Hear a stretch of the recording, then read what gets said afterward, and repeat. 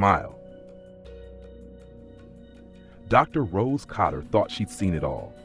Years in the trauma ward had dulled her to panic, to pain, to the fractured way people break when the world becomes too much. But nothing in her career, not even the worst late-night cases, could have prepared her for Laura Weaver. The patient came in wide-eyed and frantic, claiming something no one else could see was following her. She spoke in tangled bursts about a presence that wore people's faces and smiled without blinking. It wasn't fear in her voice, it was terror that had already crossed a line. What happened in that room would stain Rose's life in ways she couldn't fathom. One moment, Laura was trembling and spiraling. The next, she was calm. Still. Too still. That unnatural smile stretched across her face like it belonged to something else. And then she was gone, leaving only the echo of that impossible grin hanging in the air. Rose was left staring at a body, at a trauma, at a story that no one would believe. But something in that room stayed with her, and it didn't let go. At first, Rose thought it was shock. The images repeating in her head, the unease slipping into her bones. It all made sense for someone who had just watched a patient die so violently. But then the strange thing started. A man in the waiting room turning his head with that same smile. The light buzzing too loud. Dreams where faces blurred and grins stretched too wide. She tried to shake it. She tried to explain it.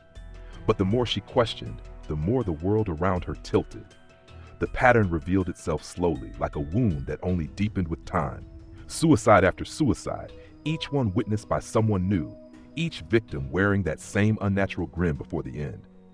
She followed the trail, connected the deaths, and realized it was moving from one person to the next, passed like a virus, a curse, a performance that demanded an audience.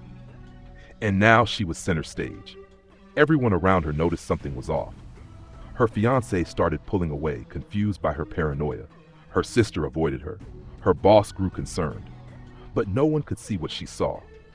No one else was being followed by smiles that appeared in reflections, on strangers, in the faces of loved ones. She wasn't unraveling. Something was pushing her, hunting her, feeding on her fear. She found a survivor. Just one. A man locked away in a prison cell, barely coherent, hollowed out. He told her the truth she didn't want to hear.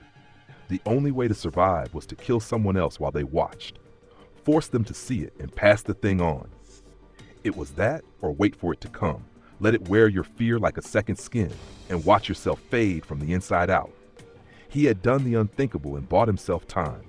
Rose couldn't imagine doing the same. The pressure was suffocating. No one believed her. Every day felt like borrowed time.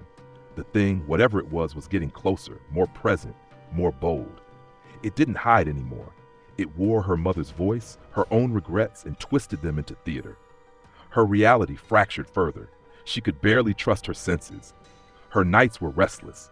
Her days, a blur of paranoia. The thing was wearing her down. Rose made a choice. She couldn't run forever. If it ended with her, maybe it would stop. Maybe no one else would suffer. She retreated to the one place she'd avoided since childhood, her mother's old house.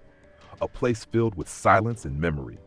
She locked herself away, determined to die alone, to end it on her own terms. But it was already there, waiting. It didn't want her dead. It wanted her broken. And it knew exactly how to do it. It showed her her worst moment. Her mother begging for help. Rose as a child, too scared to act. It took her guilt and played it back like a movie she couldn't pause. The smile stretched from her mother's lips, then to her own. Rose screamed, fought, ran, but it wasn't enough. She couldn't escape it. She couldn't defeat it. Not like that. Fire was her last hope. She lit the match, flames dancing across the room, and prepared to die. Her breathing calmed. For the first time in days, she felt peace. She thought it was over, but it wasn't real. She opened her eyes to Joel standing there, the match still in her hand, the room intact. It had fooled her. It had waited. And now with him there, it had what it wanted, a witness. She moved with the thing's will. She smiled, and now Joel carries it. A chain passed from terror to terror, locked behind a grin that never fades.